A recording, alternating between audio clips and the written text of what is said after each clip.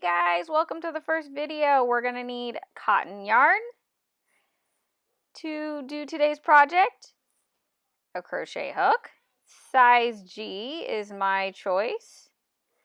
We will also need a nice pair of scissors to cut our yarn, a darning needle, I believe is the proper term, and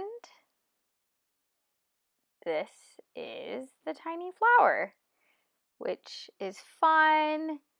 And I always turn them into little hair ties, and we use them probably every single day.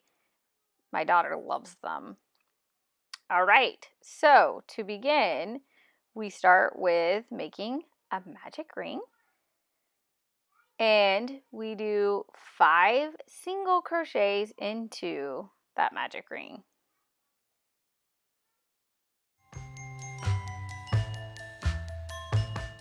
Perfect. Okay, join that magic ring with a slip stitch to complete the ring. And you will be ready to do your first petal, and you'll be repeating this throughout the entire circle to complete your flower. So to start with, we do 1 chain, 1 double crochet, 1 half double crochet, and 1 single crochet, and you will complete the petal by doing a slip stitch into the next chain. And you're going to want to make that nice and tight to really define each petal. And again, that's 1 chain, 1 double crochet, 1 half double crochet, 1 single crochet, and slip stitch into the next stitch, and you repeat that all the way around.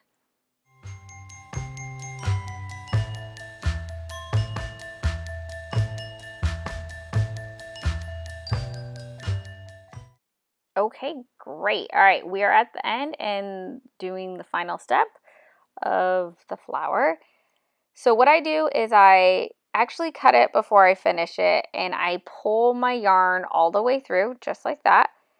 Thread my needle, and what we're doing is making one last stitch so that it looks like one solid piece. So you just slide the needle in the back of the first chain that you made on the first petal, and you pull it through, and then you put it through the top of your last stitch.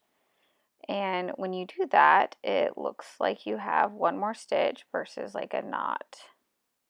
And it just makes it a little more smooth and like it's one flower. Okay, now weave in just that one end, and we'll need the other end to be there so we can hook on the hair tie to the back of the flower.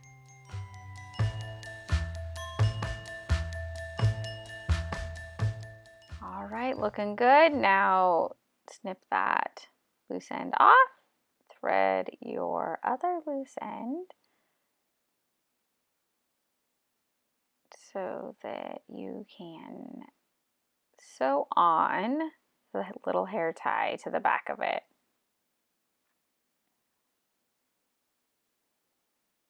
Okay, so now that you've got your hair tie, just put it up against the back, and I go literally back and forth to secure it onto the back. I'm sure there's probably many technical ways of doing this. This is the way I have found works best for me. So you just hook it on from one side and then bring it back over on the other side, and you do that. I do that back and forth, so one direction and then the other direction, and sometimes I even go a third time.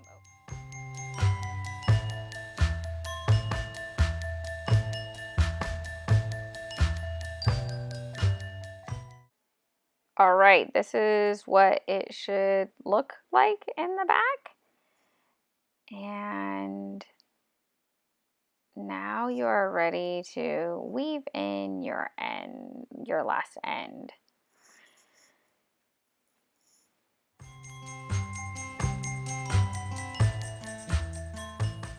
All right, and you are done. Good job. I hope you enjoyed our fun little craft today. These flowers are they're just fun. They're fun little hair ties. They're a nice little touch to spruce up your hair ties. And yeah, as you can see, I like making them, and I hope you do too. Another fun thing you can do with these is actually make up a bunch of them, weave in the ends, don't even hook them to the hair ties. And I crocheted a little basket, which hopefully sometime I'll be able to put up on here. You could even just use a little basket that you already have on hand and have a little basket full of tiny little flowers, which kids just love those types of silly little things, and it's a fun day project. All right. Well, I hope that you have a lovely week and that you get to have flowers all over your house now. Bye.